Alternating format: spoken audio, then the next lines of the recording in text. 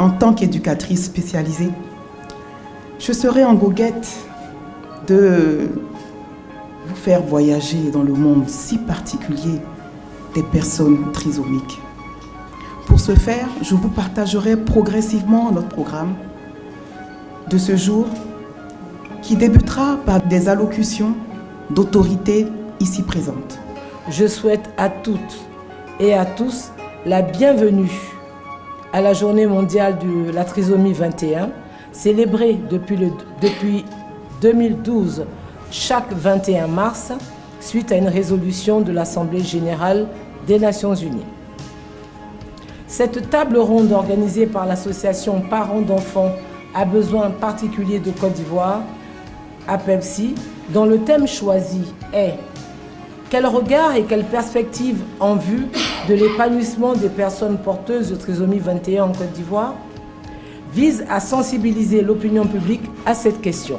Cette activité fait écho à l'engagement du CNDH en faveur des solutions transformatrices pour un développement inclusif. C'est pourquoi nous avons accepté sans réserve d'assurer le patronage de cette activité organisée par l'APEPCI, qui est une fenêtre d'espoir pour tous les enfants atteints de ce syndrome. En général, quand un enfant naît qu'il est porteur de trisomie 21, cela se voit dès la naissance. Et malheureusement, l'annonce est très difficile.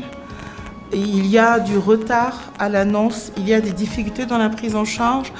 Parce que la trisomie 21 est un trouble génétique, c'est un accident génétique qui va entraîner chez le bébé un certain nombre d'anomalies, qui sont des anomalies cardiaques, des anomalies respiratoires, des anomalies digestives et aussi un handicap intellectuel, des anomalies au niveau de la motricité, au niveau physiologique. Il y a un faciès. Traditionnellement, quand on parle de trisomie 21 dans notre contexte, on parle de mongolisme.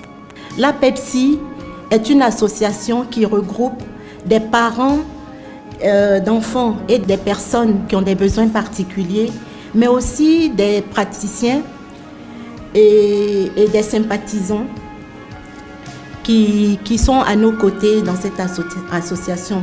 Les pathologies auxquelles nous faisons face sont la trisomie 21, les troubles du spectre de l'autisme, la déficience intellectuelle, le trouble déficitaire de l'attention ou TDAH avec hyperactivité.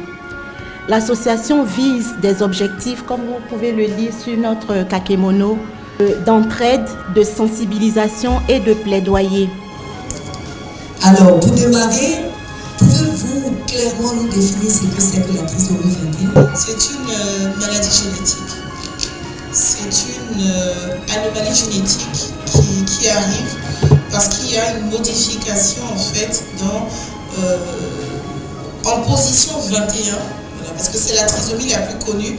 Si on commence plus tôt la prise en charge est précoce, mieux on améliore la qualité de la vie de cette personne. C'est une question qui nous préoccupe. C'est vrai que nous défendons les droits de l'homme, mais il y a des personnes que nous oublions bien souvent, notamment les handicapés, et plus particulièrement ces enfants-là. Les droits de l'homme sont des buts du citoyen vis-à-vis du gouvernement. Et donc, ce qu'on est venu faire ce soir-là, c'est une action des défenseurs